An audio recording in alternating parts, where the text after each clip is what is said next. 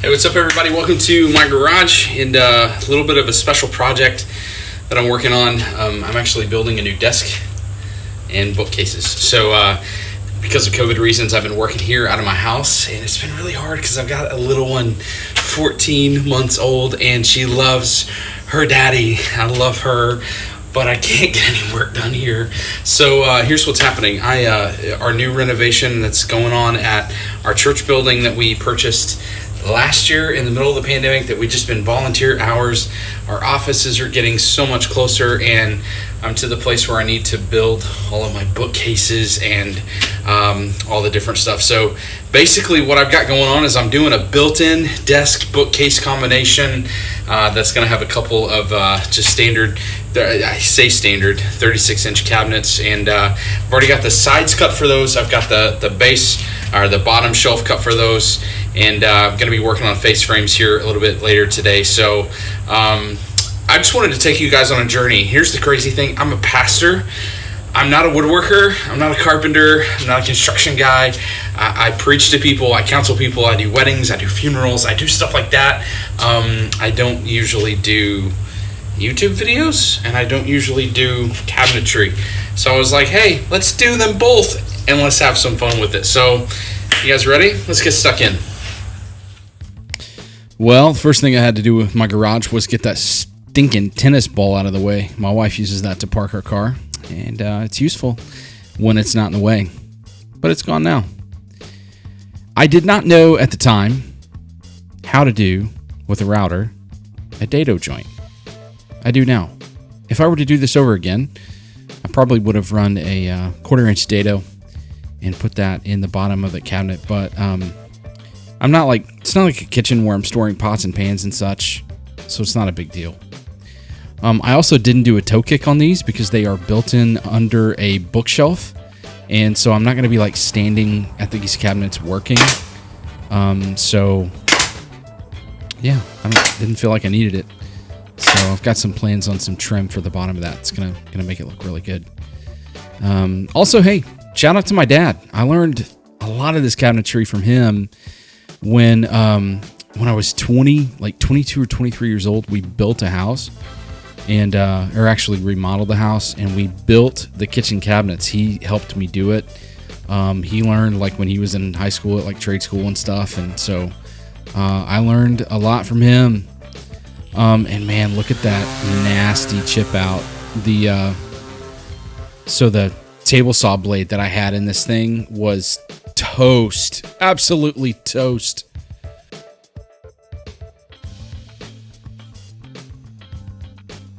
Hey, guys, there's a pencil sharpener built into my brad nailer. Thank you, Bostitch. That is awesome. I like that. That's good.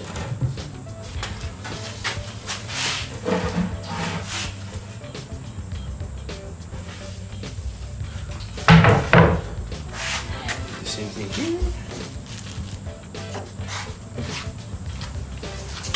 Come here. I'm not smelling of that. I smelled of it this morning. Come here. No. Come here. Okay, I'm not smelling of that. In open air. It's not happening. I'm just gonna leave this here. Oh, I'm just gonna leave tie that junk up. Oh. Oh, man. Oh. Man, CF babies have the worst poops. Yeah, my daughter was born with cystic fibrosis, and it's hard. It's a hard disease. It takes up a lot of time. It's very expensive. But you know what? We go through it. God sustains us. We're okay. You'll see me mouth something right there, and I said, man, that blade. Yeah, there it is. That blade was toast, and God, it was bad. Hey, Dad, if you're watching this, I actually did square the end of this board up before I started making the cuts. So it's one of the first things my dad always taught me is like never trust the end of a board from the Home Depot or the Lowe's or whatever. The jointer has come in very handy on this project, but I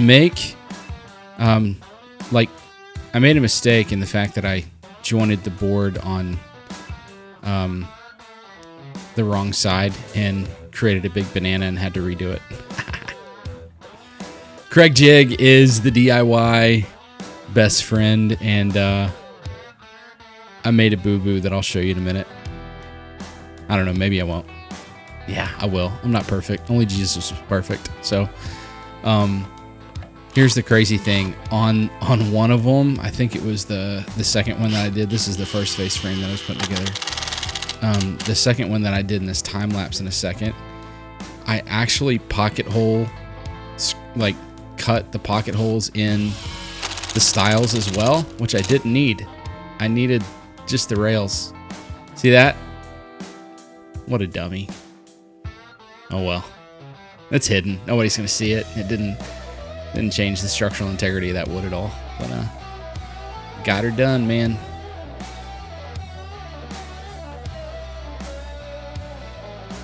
I have a lot of fun doing this stuff.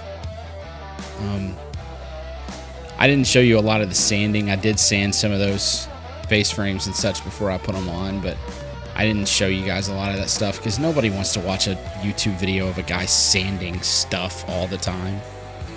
That's no fun. So this gives me a second box done completely, and we're moving on to doors. Milling out the material for the doors, just doing a standard shaker style door. I call it shaker style, but I was just basically building everything on my table saw. Didn't have a router table, and so I was like, I'm gonna run these dado grooves and even watch some other YouTube videos. So shout out to other YouTube videos for teaching me how to do the tongue portion of this deal on my table saw. That was a little tricky. I'd never done it on a table saw before. I had actually built some doors with a guy that I know, and we used his shaper table to do everything on those doors. That was actually for my kitchen. And so it worked out pretty well. Well, I say pretty well. You'll notice in this next shot that the joints didn't come out perfect. I'm gonna have to fill those in with some wood filler, but they glued up pretty nicely, and everything seemed to be pretty solid before I cut the hinges and put them in. I don't know if you guys can hear that or not. My daughter is in the other room, like talking very loudly. She doesn't say words yet. She just makes noise. But that's a good sign. Early on, my daughter had some treatment with some pretty high-powered antibiotics, and we were actually concerned that she was going to have hearing loss. But luckily, I think everything is good. We have an audiologist appointment follow-up pretty soon. Hey, side note on that, those panels I just cut, man, the plywood was not great. Nowadays, because of the pandemic, everything that I'm seeing at the store is not great quality. So I had to actually cut a second set of panels because the first set of panels that I cut actually delaminated. Like the veneer actually was coming off and just didn't work very well. So, you know, it is what it is. Got everything squared up. Everything looked really good. So I left them there to dry for, I think 45 minutes before I unclamped them and did anything else with them, just to make sure that that glue was going to hold. I actually didn't do this until the next day, I think. So thankful for cheater jigs. That's what I'm going to call it. Craig jigs. Man, Craig, you've made a lot of money off of me. You're a good dude, buddy. But man, those hinges are the nice European face frame hinges are awesome because they're really clean, not hard to install. And like a dummy at this point, I didn't realize that the Craig jig has built-in holes for pilot holes for those screws. Found that on the second set of doors that I was doing. But you know what? It worked out okay.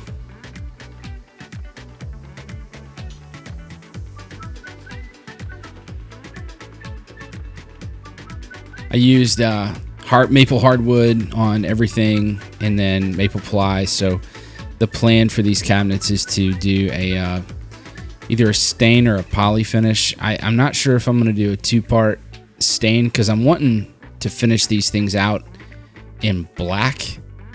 So I might actually cheat and use a colored polyurethane.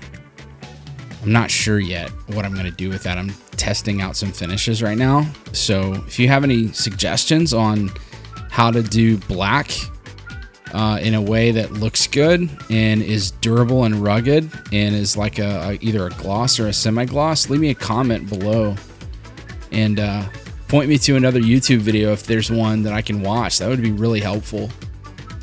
But yeah, so I thought about painting them, but with the bookcases, oh, look at those doors. Man, those are gorgeous. Woo! Sexy doors. Anyway, so if you know anything about those, I was going to paint them, but I think with the books and stuff, they're going to take too much abuse for paint. I'm a little worried about that. Milling up my drawer sides and such here. I just decided to do them out of 1/2-inch ply, and they're going to be rugged enough for what I'm going to use them for in my office. So I didn't feel like I needed to have the expense of hardwood for those sides.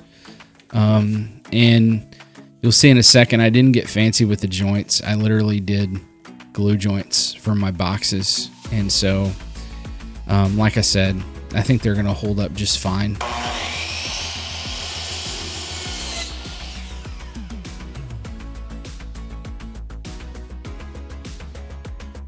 That plywood is ugly.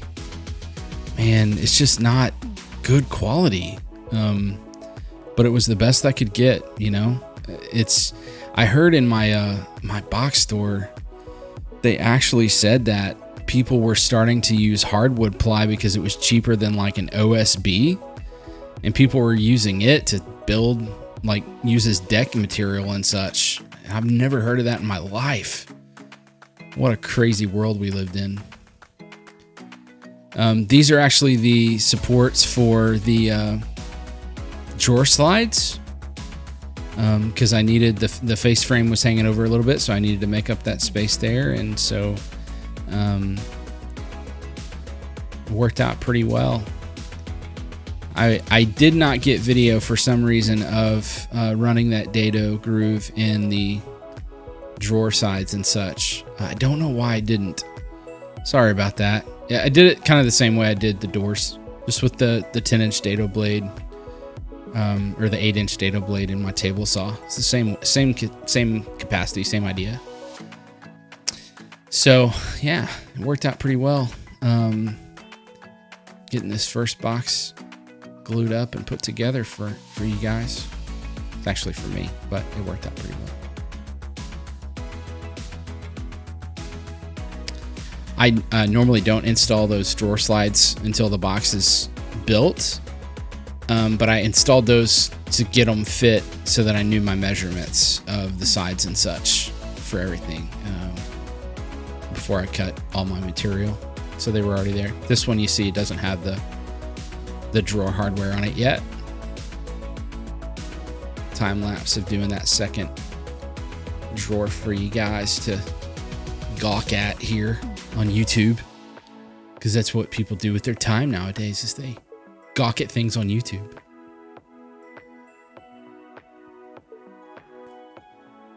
I actually did cut the drawer fronts as well. I don't know why I didn't record that. I just basically made them out of just straight hardwood boards and jointed and made everything smooth there. You can see one in the background. Just ran the router along the edge of the drawers to kind of round them over. I think I used an 1/8-inch roundover bit. and made them a little bit smoother so there wasn't really like hard edges, and then screwed the and those are just basically temporarily screwed. And here I'm putting in the I don't know what those things are called. I know you need them to be able to screw your countertop on. But yeah, I just temporarily screwed the drawer fronts on because I'm actually going to pop those things off whenever I stain everything or whatever you guys tell me I need to do. That would be a better option than stain. Once again, black, glossy, durable. That's what I'm looking for. And there they are. There's the lower cabinet boxes. Man, I hope you guys enjoyed spending the last 16 or so minutes with me. I hope that this was a blessing. Listen, you guys can do this. If you've got tools and basic know-how with woodworking, you can build your own cabinets. It's a whole lot cheaper, and you're going to get custom stuff. So I hope it was encouraging, and we'll be back for round number 2 where I actually build the bookshelves. See you guys soon.